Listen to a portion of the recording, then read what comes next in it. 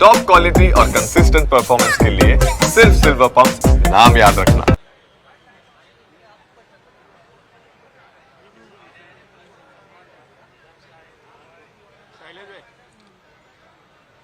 સ્વર્ગસ્થ વિજયભાઈ રૂપાણીના પરિવારજનો સ્વજનો પુષ્પાંજલિ અર્પણ કરી રહ્યા છે। કર્ણાવતીની જે હવાઈ જહાજની ઘટના જેણે પૂરા ગુજરાત અને દેશ તથા દુનિયાને ઝકઝોળી દીધી એવી ઘટના બની। એમાં ઘણા બધા લોકોના પ્રાણ ગયા। આ ગોઝારી ઘટનામાં ઘણા બધા પરિવારો વિખેરાયા। એમાં શ્રદ્ધાસુમન સ્વરૂપે એ દિવંગત આત્માઓ અને વિજયભાઈને હું શ્રદ્ધાંજલિ અર્પણ કરું છું। આમ જોવા જઈએ તો વિજયભાઈની વાત કરીએ કે 1956માં જન્મ થાય છે। 20 વર્ષની ઉંમર એટલે કે 1975ની અંદર જ્યારે કટોકટીનો સમય છે, વિદ્યાર્થી પરિષદમાં કામ કરતાં કરતાં એ વિસાના કાયદામાં, કટોકટીના વિસાના કાયદામાં 1 વર્ષ સુધી જેલવાસ પણ થાય છે અને જેલવાસ થાય છે એમ એક નક્કર કાર્યકર્તા બને છે। આ કાર્યકર્તા રાજકોટની કોલેજમાં એક ભણતા ભણતા એક કેમ્પસમાંથી શરૂ કરી અને કેમ્પસના કાર્યકર્તાથી ધીમે ધીમે પ્રાંત મંત્રી સુધી જાય છે। 1979માં જ્યારે 11મું પ્રાંત અધિવેશન પાટણ મુકામે યોજાય છે ત્યાં એમની ઘોષણા કરવામાં આવે છે અને એ અધ્યક્ષ સુધી પહોંચે છે। તો એક સામાન્ય કાર્યકર્તાથી મંત્રી સુધીની જે આ યાત્રા છે તો એની અંદર એમનું ઘણું બધું પ્રશિક્ષણ થયું અને એ જે પ્રશિક્ષણ હતું એ આગળ જતાં એમને રાજકારણમાંથી રાજ્યકારણમાં જતાં એમને ખૂબ જ કામ આવ્યું અને રાજકોટમાં એક નગરપાલિકાના સામાન્ય વિભાગમાંથી એટલે કે કાર્યકર્તા તરીકે રહી અને ગુજરાતના અધ્યક્ષ ભારતીય જનતા પાર્ટીના અધ્યક્ષ તરીકે અને ત્યારબાદ ગુજરાતના મુખ્યમંત્રી તરીકે તેઓ રહ્યા। આટલા સમય એમણે રહ્યા પણ એક સામાન્ય કાર્યકર્તા। હમણાં જે વાત થઈ એ પ્રમાણે જે રીતે જવાબદારી મળે છે, જવાબદારી સમજતા હતા, હોદ્દો કે પદ નહીં, તો એ જવાબદારી જે મળે છે એનું પ્રશિક્ષણ પણ અખિલ ભારતીય વિદ્યાર્થી પરિષદમાંથી મળ્યું હતું અને જે પદ છે અરે હોદ્દો છે એ છોડવા માટે એક પળનો પણ વિલંબ ના થાય એવા આ વિજયભાઈ હતા। 2018ની વાત કરું તો અખિલ ભારતીય વિદ્યાર્થી પરિષદનું 64મું રાષ્ટ્રીય અધિવેશન કર્ણાવતી એટલે કે અમદાવાદ મુકામે યોજાયું। તો એ જે અધિવેશન હતું એ અધિવેશનની અંદર જ્યારે મુખ્ય અતિથિ તરીકે, મુખ્ય મહેમાન તરીકે આવવાનું થયું તો એમણે 2 બાબતો જે કરી જે આખા ભારતના વિદ્યાર્થીઓ અહીંથી લઈને ગયા। એ 2 જે બાબતો હતી એમણે એક બાબત એ કહેલી વન્સ એબીવીપી ઓલવેઝ એબીવીપી અને એની સાથે સાથે બીજું પણ એમણે કહેલું કે આ વિદ્યાર્થી પરિષદમાં હું આવ્યો અને વિદ્યાર્થી પરિષદે કે મરવું અને જીવવું એ મને વિદ્યાર્થી પરિષદમાંથી શીખવા મળ્યું છે એ વાત એમણે કરેલી। એ ગુજરાતના મંત્રી તરીકે અખિલ ભારતીય વિદ્યાર્થી પરિષદમાં રહ્યા, એની સાથે સાથે કે રાષ્ટ્ર માટે કંઈક સમય પણ આપવો જોઈએ। તો એ પોતે પૂર્ણકાલીન કાર્યકર્તા એટલે કે પોતાનું ઘર છોડી અને કામ કરવાનું તો પૂર્ણકાલીન કાર્યકર્તા તરીકે પણ રહ્યા અને આ જે પૂર્ણકાલીન કાર્યકર્તા રહ્યા એના કારણે એમનામાં એક એવો ભાવ જાગ્યો અને જ્યારે પણ એમને મળવાનું થાય તો એ વખતે પહેલો એમનો પ્રશ્ન એ હોય કે પૂર્ણકાલીન કાર્યકર્તાઓ અખિલ ભારતીય વિદ્યાર્થી પરિષદમાં કેટલા છે, એમનું બધાનું થઈ જાય છે, એમની કોઈ જરૂરિયાત છે, તો એ પ્રકારની કોઈ પણ ચિંતા હોય તો એ ચિંતા એ કરતા અને અખિલ ભારતીય વિદ્યાર્થી પરિષદમાં એક વખત જ્યારે કાર્યકર્તા બને છે, એક વખત વિદ્યાર્થી પરિષદમાં એ પોતે સદસ્ય બને છે, એના પછી આખી જિંદગી સુધી એ સ્થાયી કાર્યકર્તા તરીકે રહેતા હોય છે। તો એવા વિજયભાઈ કે જેમણે આ રાષ્ટ્ર માટે ખૂબ જ કામ કર્યું વિદ્યાર્થી પરિષદમાં રહીને, ત્યારબાદ ગુજરાતની પણ સેવા કરી છે, એવા વિજયભાઈના આત્માને ચીર શાંતિ મળે એવી પ્રભુ પાસે પ્રાર્થના કરું છું અને એમના જે કુટુંબીજનો છે એ કુટુંબીજનો પર આવેલ જે દુઃખ છે એ દુઃખ સહન કરવાની પ્રભુ શક્તિ આપે એવી પ્રાર્થના કરું છું. સાથે સાથે દુઃખ બધાને છે, ખાસ તો વિદ્યાર્થી પરિષદને પણ, કારણ કે એમની શરૂઆત, એમનું પ્રશિક્ષણ એ બધું વિદ્યાર્થી પરિષદમાંથી થયું છે. એટલે વિદ્યાર્થી પરિષદને પણ ખૂબ દુઃખ છે, ઘેરા આઘાતમાં છે. અસ્તુ.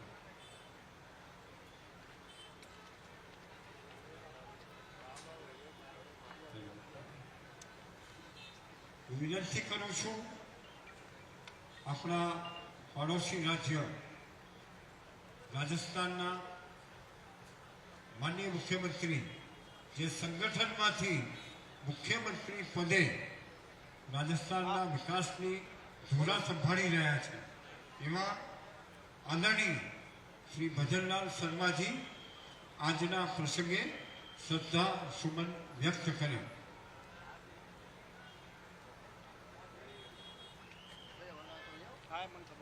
ઓનર કોણ છે?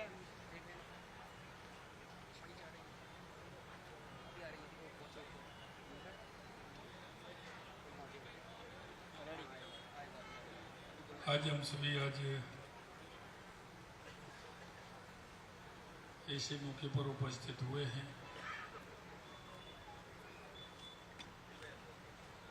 कि हमारे बीच में लगातार काम करने वाले एक छोटे से कार्यकर्ता के रूप में जिन्होंने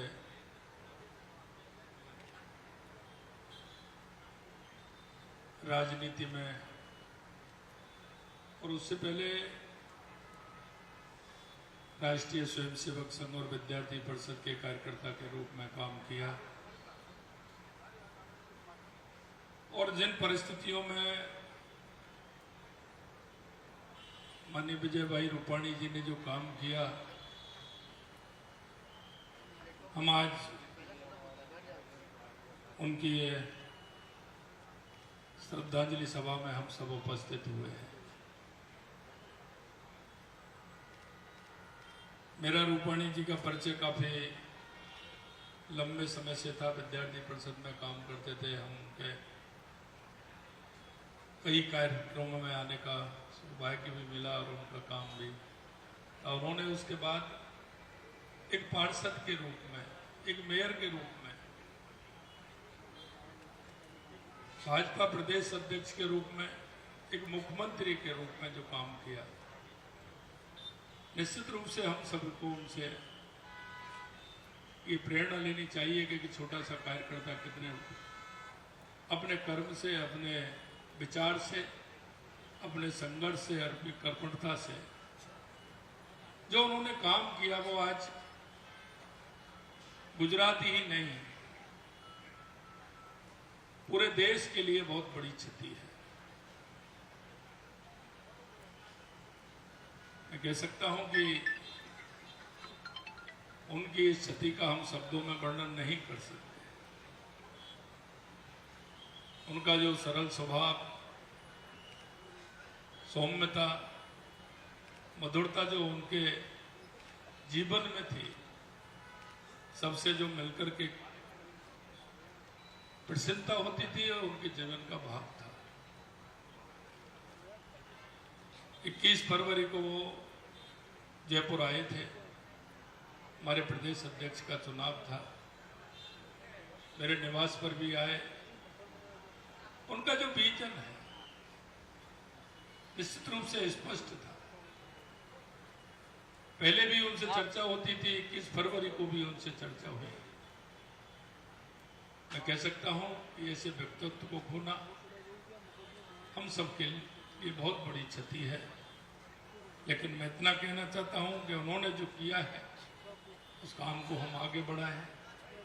हमारे समर्पण और संगठन के विचार को आगे बढ़ाते हुए मैं उनको श्रद्धापूर्वक श्रद्धांजलि अर्पित करता हूं और इस दुख को सहने की परिवारजनों को, मित्रजनों को और हमारी पार्टी के कार्यकर्ताओं को शक्ति दे. मैं ईश्वर से प्रार्थना करता हूं. मैं पुनः उनको श्रद्धांजलि देते हुए उनके चरणों में प्रणाम करता हूं. नमस्कार. आदरणीय રાજસ્થાનના આપણા માનનીય મુખ્યમંત્રીશ્રીએ શ્રદ્ધાસુમન અર્પણ કર્યા બાદ એક વાતનો ઉલ્લેખ કરવા માંગુ છું કે 24 વર્ષની નાની ઉંમરે એ ભારતીય જનતા પાર્ટીમાં સક્રિય થઈ 1988 થી 1996 8 વર્ષ સુધી સ્ટેન્ડિંગ કમિટીના ચેરમેન તરીકે એમણે રાજકોટની અંદર કામ કર્યું. 1996 થી 97 એ રાજકોટ મહાનગરના મેયર રહ્યા. સૌરાષ્ટ્ર કચ્છ સ્ટોક એક્સચેન્જના અધ્યક્ષ રહ્યા અને ભારતીય જનતા પાર્ટીમાં અનેકવિધ જવાબદારીઓ એમણે સ્વીકારી. પ્રદેશ ભાજપના પ્રવક્તા, મહામંત્રી ઉપરાંત જ્યારે કટોકટીનો કાળ હતો એ કટોકટીના કાળમાં મીસાના કાયદા હેઠળ સૌથી નાના વ્યક્તિ તરીકે એમની ધરપકડ થઈ હતી.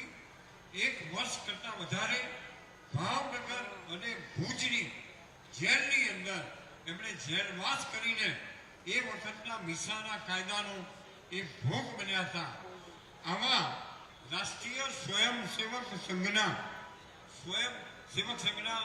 સંસ્કારોથી સંચિત એવા આપણા વિજયભાઈને આજના પ્રસંગે આપણા દુઃખમાં સહભાગી થવા માટે ખાસ ઉપસ્થિત આપણા વી સતીશજી રાષ્ટ્રીય સંગઠક અને જેના માર્ગદર્શન હેઠળ અહીંયા બેઠેલા મહત્તમ લોકોએ ગુજરાતની અંદર સંગઠનનું કામ કર્યું છે એવા વી સતીશજીને વિનંતી કરું કે આજના પ્રસંગે આપણને સૌને શ્રદ્ધાસુમન અર્પણ કરે.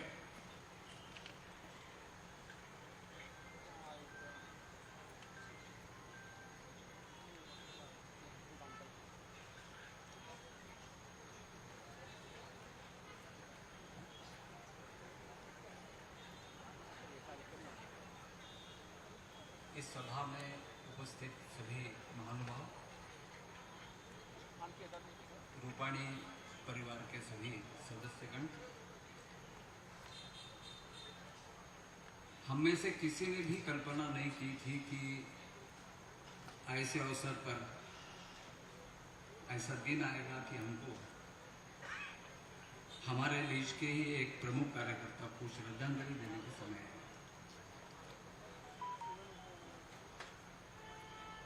विजय भाई के बारे में कहने की बातें तो बहुत है. मैं केवल 1-2 बातों का उल्लेख करूंगा.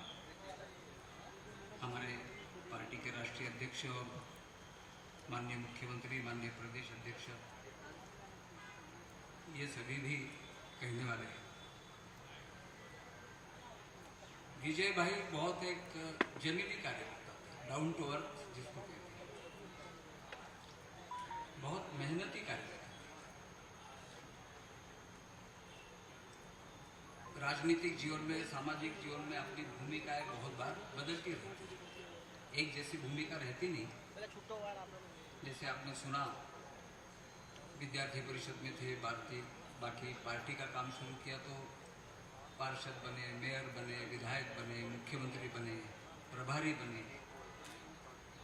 तो भूमिकाएं बदलती रहती है. लेकिन एक कठिन सा काम जो बहुत सारे लोगों को करना पड़ता है, बहुत सारे लोग कर सकते हैं, वो है कि अपने अंदर के कार्यकर्ता को जीवित रखना.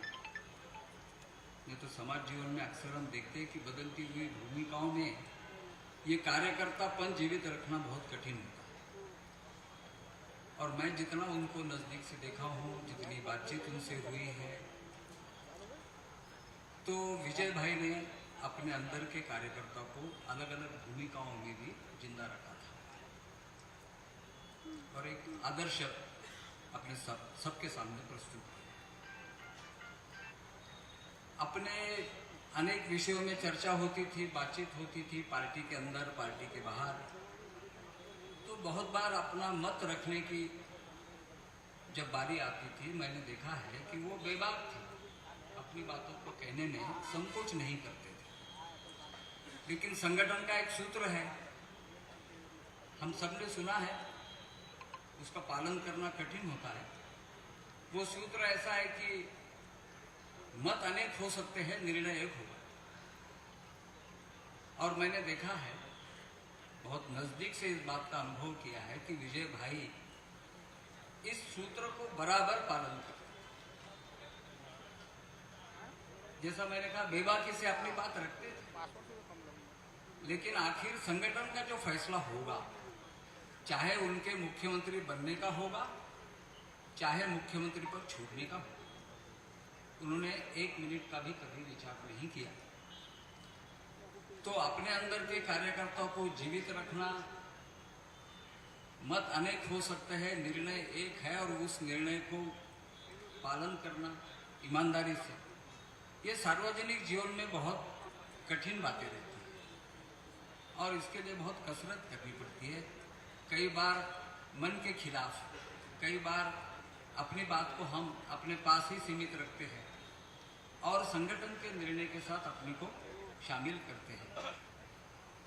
आदरणीय विजय रूपाणी जी का जीवन ये इस प्रकार से था। बहुत मेहनती कार्यकर्ता थे। सौराष्ट्र की जो मुझे लगता है 58 सीटें हैं, शायद संख्या में इधर उधर हो सकता है, लेकिन एक एक जगह की जानकारी कार्यकर्ताओं के बारे में, समाज के बारे में, वहाँ का पॉपुलेशन स्ट्रक्चर कैसे है, वहाँ के राजनीतिक जीवन में कौन कौन प्रधान लोग हैं, ऐसी सारी बातों की जानकारी। तो ऐसे कार्यकर्ता को खोना, मुझे एक कार्यकर्ता मिले कल श्रद्धांजलि सभा के बाद गांधीनगर में, उन्होंने कहा कि सतीश जी, ऐसे विजय रूपाणी कहाँ मिलेंगे। मैंने कहा, देखिए, उनको श्रद्धांजलि सही अर्थ में देनी है तो जो अपने को अपने जीवन के माध्यम से सीख मिली है, उनको नजदीक से देखकर उस रास्ते से चलना, यही वास्तव में उनके प्रति श्रद्धांजलि होगी। विजय भाई का जाने का गम अवश्य हम सबको है, बहुत दिन मन में रहेगा, लेकिन एक कार्यकर्ता के नाते जो आदर्श विजय भाई ने प्रस्तुत किया है, एक राजनेता के नाते आदर्श प्रस्तुत किया है, सामाजिक कार्यकर्ता के नाते आदर्श प्रस्तुत किया है, और संस्कार जो मिले संघ के हो, परिषद के हो, भाजपा के हो, और बड़ों का जो आशीर्वाद मिला, उन सब बातों के आधार पर उन्होंने जीवन के अंत तक, और जैसा कहा किसी ने कि बार बार कहते थे कि संगठन अनुमति देंगे तो लंदन की यात्रा होगी, नहीं तो नहीं जाऊंगे, और उनकी 2 बार 3 बार यात्रा टली है इसके। और मुझे संतोष जी ने स्वयं कहा कि जब मुझे पूछा तो मैंने उनको कहा कि पार्टी का काम तो होता रहेगा, लेकिन आप हो आए।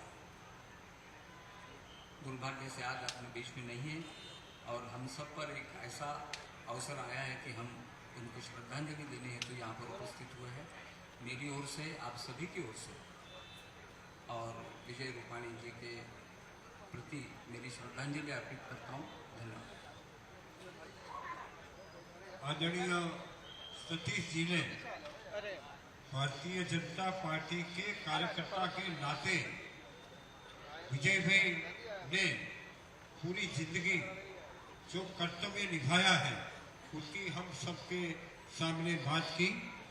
और विजय भाई 2006 में जब मोदी साहब यहाँ मुख्यमंत्री थे, तब प्रवासन निगम के अध्यक्ष रहे। 1998 से 2002 वो संकल्प अमलीकरण समिति के चेयरमैन रहे। 2006 से 2012 वो राज्यसभा के सदस्य रहे। 2013 को वो म्यूनिसिपल फाइनेंस बोर्ड के चेयरमैन रहे। जब पार्टी ने, जब सरकार ने जो जिम्मेदारी दी, वो एक कार्यकर्ता के नाते उन्होंने अच्छी तरह निभाने का प्रयास किया। हमारे बीच आज डॉक्टर भरत भाई पटेल, माननीय प्रांत संघचालक जी हैं। मैं उनसे प्रार्थना करता हूं कि वो आज के कार्यक्रम में श्रद्धा सुमन अर्पण करें।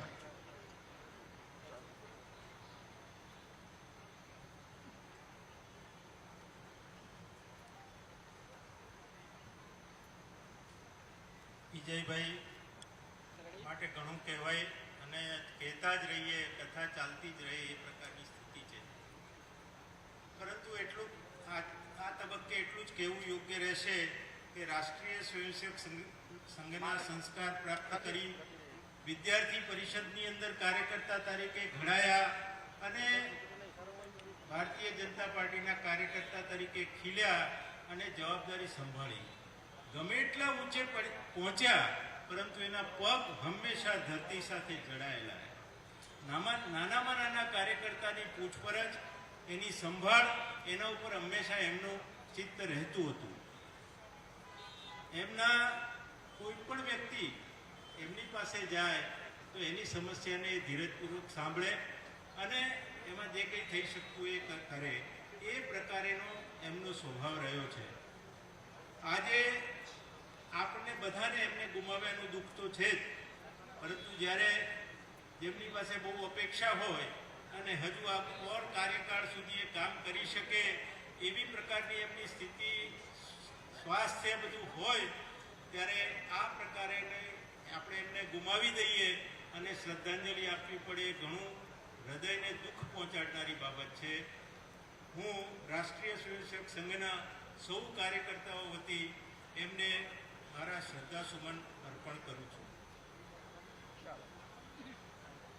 આપણા પૂર્વ મુખ્યમંત્રી અને આપણા પૂર્વ અધ્યક્ષ માનનીય વિજયભાઈ એ 2015માં રાજકોટ 69ની બેઠક ઉપરથી ઇલેક્શન લડ્યા.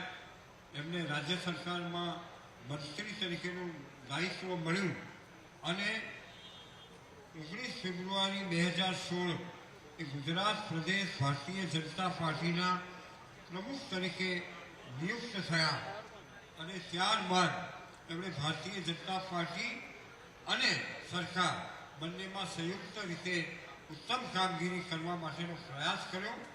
હવે જે ગુજરાતની અંદર પેજ પ્રમુખના માધ્યમથી ભારતીય જનતા પાર્ટીને સતત કાર્યકર્તાઓને જાગૃત રાખ્યા છે, એવા આપણા કેન્દ્રીય જળ સંસાધન મંત્રી અને માનનીય પ્રદેશ અધ્યક્ષ માન્ય સી આર પાટીલ સાહેબને વિનંતી કરું કે તેઓ શ્રદ્ધાસુમન અર્પણ કરે.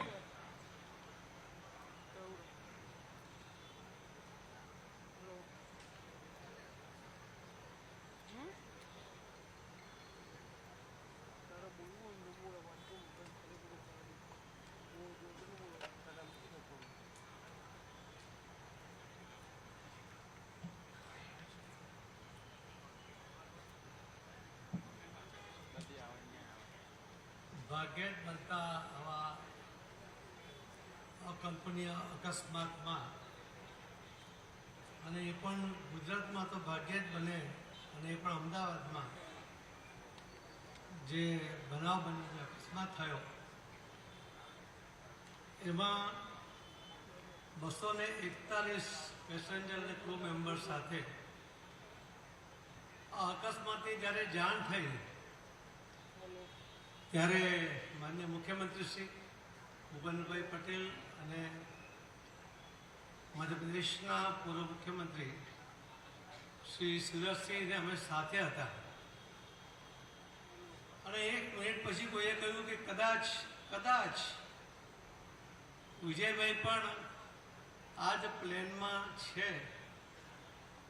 ત્યારે એવું લાગ્યું કે કદાચ જે શબ્દ છે એ શબ્દ ખોટો પડે, નથી જ આત્મવિશ્વાસ સાથે કોઈ કહે, પરંતુ હોનીને કોઈ ટાળી શકતું નથી.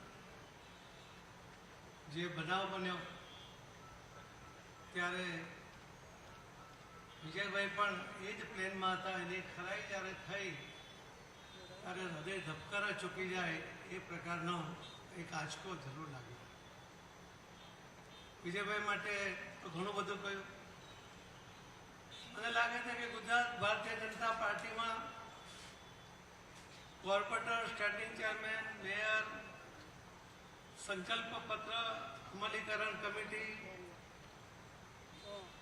ચેરમેન, મહામંત્રી, રાજ્યસભા, ધારાસભ્ય, મંત્રી, મુખ્યમંત્રી અને પ્રભારી, એક પણ હોદ્દો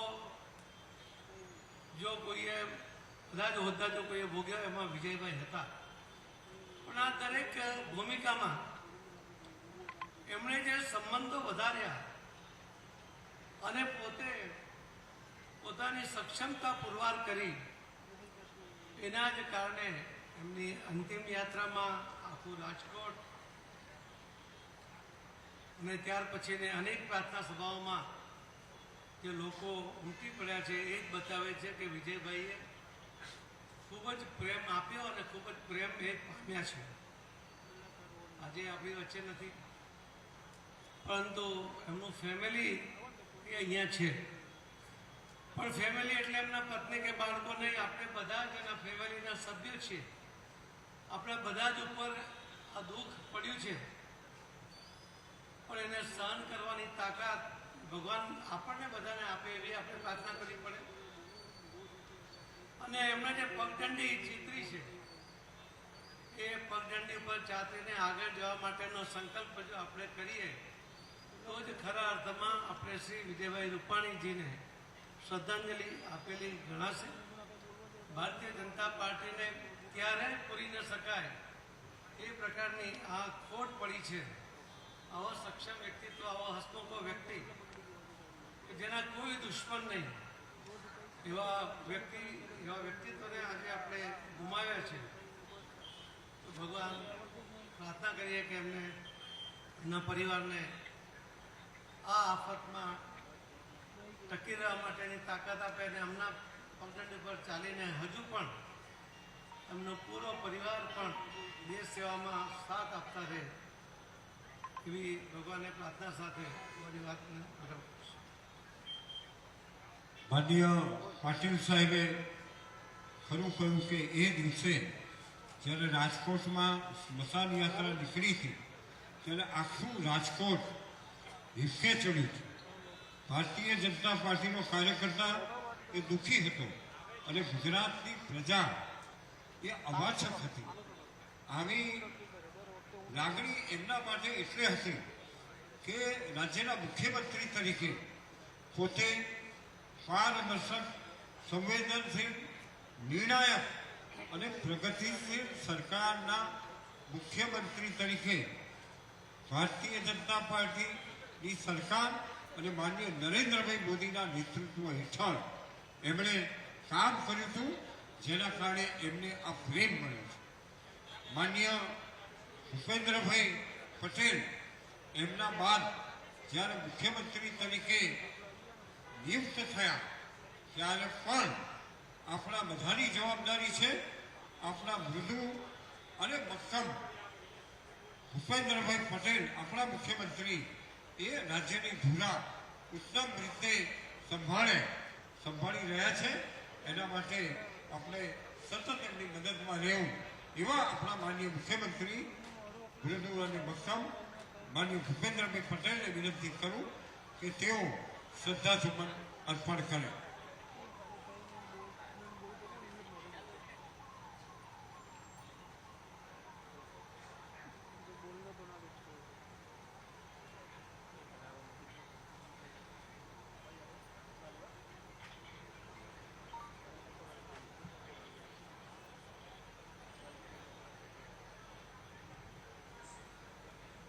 12મી જૂન 2025ના દિવસે અમદાવાદથી લંડન જવા ઉપડેલ એર ઇન્ડિયાના વિમાનની ભયાવહ દુર્ઘટનાએ દેશ અને દુનિયાને સ્તબ્ધ કરી મૂક્યું છે. ઉડાન ભર્યાની ગણતરીની ક્ષણોમાં જ અમદાવાદ એરપોર્ટ નજીકના વિસ્તારમાં તૂટી પડેલા વિમાનમાં સવારો મુસાફરોના તેમજ જે વિસ્તારમાં તૂટી પડ્યું હતું તેમાં રહેણાંક વિસ્તારમાં કેટલાક ડોક્ટર સહિત નિર્દોષ લોકોના અકાળે મૃત્યુ થયા છે. આ હૃદય વિદારક ઘટનામાં અનેક પરિવારોએ પોતાના સ્વજનો ગુમાવ્યા છે. આપણે પણ આપણા વિજયભાઈ રૂપાણી ગુમાવ્યા છે. સ્વર્ગસ્થ આદરણીય વિજયભાઈ અને સૌ દિગ્વંત આત્માઓને શાશ્વત શાંતિ માટે આપણે સૌ ઈશ્વરને પ્રાર્થના કરીએ વિજયભાઈ રૂપાણીમાં દુઃખદ અવસાન એ ગુજરાત પ્રદેશ ભાજપ માટે તો કદી એ ન પૂરાય તેવી મોટી ખોટ છે. સ્વ વિજયભાઈના સમગ્ર વ્યક્તિત્વ અને કર્તૃત્વને એક જ વાક્યમાં જો કહેવું હોય તો એમ કહી શકાય કે સંગઠન, સમાજ અને સરકારના પ્રતિનિધિ એટલે વિજયભાઈ. 1956માં રંગૂનમાં તેમનો જન્મ અને રાજકોટ વિજયભાઈની સમગ્ર કારકિર્દી ઘડતરનું નેતૃત્વ શક્તિ ખીલવવાનું મહત્વનું કેન્દ્ર બન્યું છે. રાષ્ટ્રીય સ્વયંસેવક સંઘની વિચારધારાએ રંગાયેલા અને રાષ્ટ્રને સમર્પિત એવા વિજયભાઈએ એબીવીપી, ભારતીય જનસંઘથી ભારતીય જનતા પાર્ટી સુધી દરેક સ્તરે શિસ્તબદ્ધ સૈનિક તરીકે સેવાઓ આપી. યુવા વયે તેમણે સંગઠનમાં અને સ્થાનિક સ્વરાજ્યની સંસ્થામાં સેવાઓથી રાજકીય સફળ શરૂ કરી હતી તે અંતિમ ઘડી સુધી પંજાબમાં પ્રભારી તરીકે સેવારત રહી અવિરત રાખી હતી. 1960ના દાયકામાં અમદાવાદમાં સ્કૂટર ઉપર ફરીને સંગઠનનું કામ કરવું કે વિજયભાઈ પક્ષના મીડિયાની જવાબદારી દરમિયાન જાતે અખબારોમાં પ્રેસ નોટ પહોંચાડવું એ અહીંયા બેઠેલા ઘણાને સ્મરણ હશે. આપાતકાળ દરમિયાન ધરપકડ થયેલા કાર્યકર્તાઓમાં યુવા વયે જેલવાસ એમનું મજબૂત મનોબળ લોકશાહી માટેની પ્રતિબદ્ધતાનું ઉદાહરણ બન્યું. વિજયભાઈએ ચરૈવેતીના મંત્ર સાથે તેમને સોંપેલી દરેક જવાબદારી નિષ્ઠાપૂર્વક નિભાવી એમ હું ચોક્કસ કહી શકું. રાજકોટના મેયર તરીકેની તેમની જાહેર જીવનની કારકિર્દી હોય કે 2006 થી 2007 સુધી રાજ્યસભાના સભ્ય તરીકે રાજ્યના પ્રશ્નોને સંસદમાં વાચા આપી. સ્વર્ગસ્થ વિજયભાઈ રૂપાણીએ ભારતીય જનતા પાર્ટીના ગુજરાત પ્રદેશના અધ્યક્ષ તરીકેના કાર્યકાળમાં પક્ષને નવી દિશા આપવાનું કામ કર્યું. રાજ્ય સરકારમાં તેમણે 2014 થી 2016 દરમિયાન શ્રમ, રોજગાર અને વાહન વ્યવહાર વિભાગના કેબિનેટ મંત્રી તરીકેની પણ ઉત્તમ સેવાઓ આપી. ગુજરાતના 16મા મુખ્યમંત્રી તરીકે ઓગસ્ટ 2016 થી 2022 સુધીના તેમના સમગ્ર કાર્યકાળમાં આદરણીય વડાપ્રધાન શ્રી નરેન્દ્રભાઈ મોદીના માર્ગદર્શનમાં તેમણે રાજ્યની અવિરત વિકાસ યાત્રા આગળ ધપાવી હતી. શ્રી વિજયભાઈ મુખ્યમંત્રી તરીકે તાવતે વાવાઝોડું, કોરોના મહામારી જેવી કુદરતી આફતો સામે બચાવ રાહત કામગીરીમાં સફળ નેતૃત્વ કરતા પુરવાર થયા હતા. તેમણે શરૂ કરાવેલા કરુણા અભિયાનમાં તેમના સહાનુભૂતિભર્યા વ્યક્તિત્વનું પ્રતિબિંબ જોવા મળે છે. તેમના સરળ, શિસ્ત અને સૌમ્ય સ્વભાવને લીધે વિજયભાઈએ ગુજરાતની જનતાને એક સ્વજન તરીકે હંમેશા નિકટતા અનુભવ્યા હતા. સ્વ વિજયભાઈ રૂપાણીએ રાજકારણ અને સામાજિક ક્ષેત્રના દરેક તબક્કે લોકસેવાને હંમેશા પ્રાધાન્ય આપ્યું હતું. ગુજરાતના મુખ્યમંત્રી તરીકે રાજ્યના અવિરત વિકાસમાં તેમનું મહત્વપૂર્ણ યોગદાન ભાજપ ગુજરાત હંમેશા યાદ રાખશે. તેમની ચીર વિદાયથી ગુજરાતના રાજકીય અને સામાજિક જીવનમાં પૂરી ન શકાય એવી મોટી ખોટ પડી છે. સ્વર્ગસ્થ વિજયભાઈના શોકમગ્ન પરિવારજનોને તથા દુર્ઘટનામાં જેમણે પોતાના સ્વજનો ગુમાવ્યા છે તે દરેક પરિવારજનોને આ દુઃખ સહન કરવાની પ્રભુ શક્તિ આપે અને ધૈર્ય બક્ષે તેવી प्रार्थना करूँ। आदरणीय सभी साधु संतगण, परिवार के सभी सदस्यगण,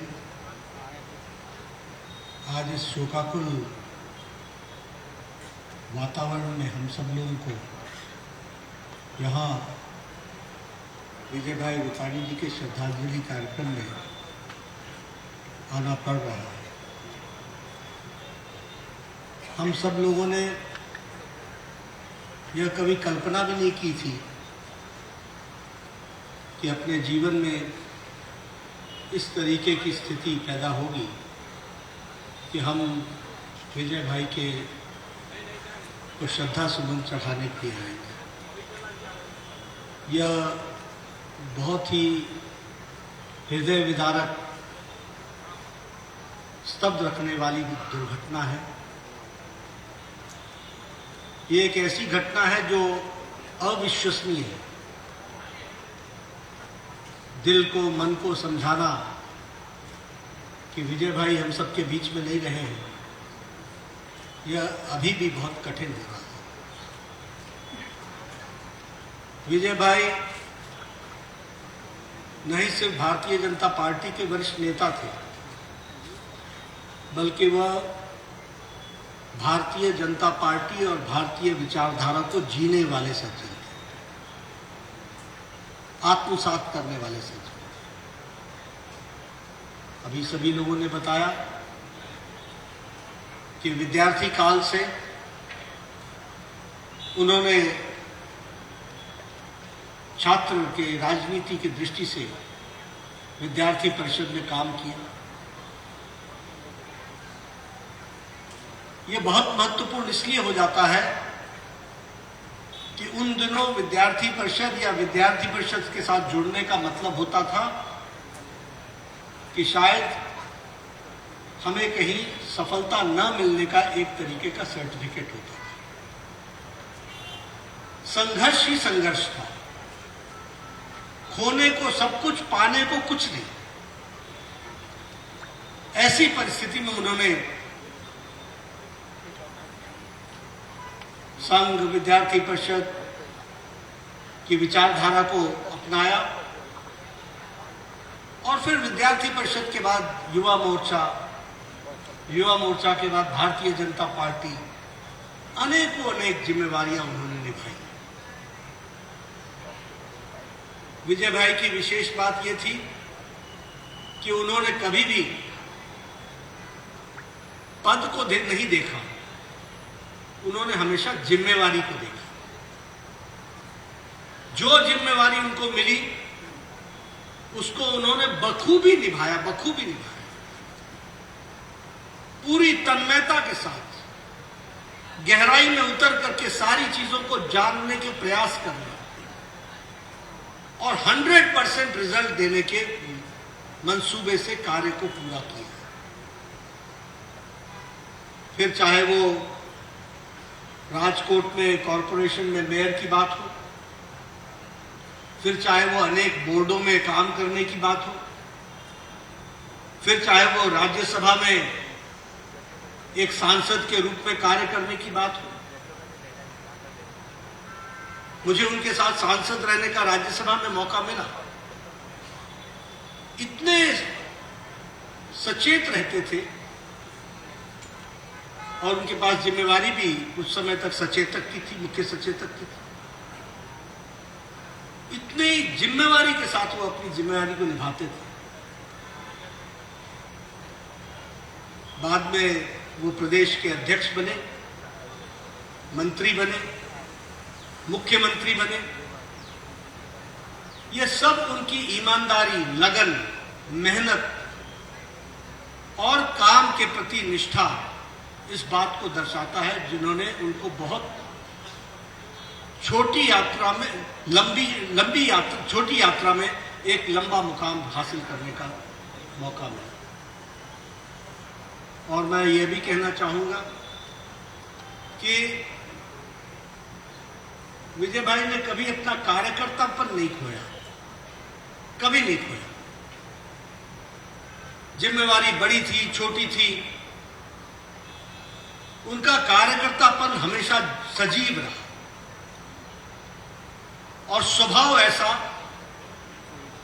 कि पहले वाक्य में ही वो कार्यकर्ता से कनेक्ट हो जाते हैं। फर्स्ट सेंटेंस, पहला वाक्य उनका कार्यकर्ता को कनेक्ट कर देता है।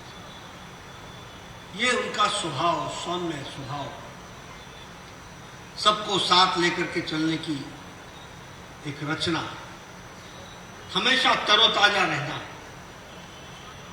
हमेशा ताजगी से भरे रहना, हमेशा उमंग के साथ नई जिम्मेवारी को निभाने के लिए तत्पर रहना। अभी पंजाब की जिम्मेवारी उनके पास थी, 2 दिन पहले ही उनका फोन मुझे आया। चुनाव के बारे में उन्होंने बड़े विस्तृत रूप से बताया। उनको बहुत कम समय हुआ था पंजाब में गए, लेकिन मैं किसी पंजाब के कार्यकर्ता से बात करूं तो उसको ऐसा लगता था जैसे रूपानी जी उनके अपने हैं। मैं रूपानी जी से बात करूं तो मुझे ऐसा लगता था कि इनको पंजाब पूरा ग्राह्य हो गया है, पूरी तरीके से ये पंजाब को समझ चुके हैं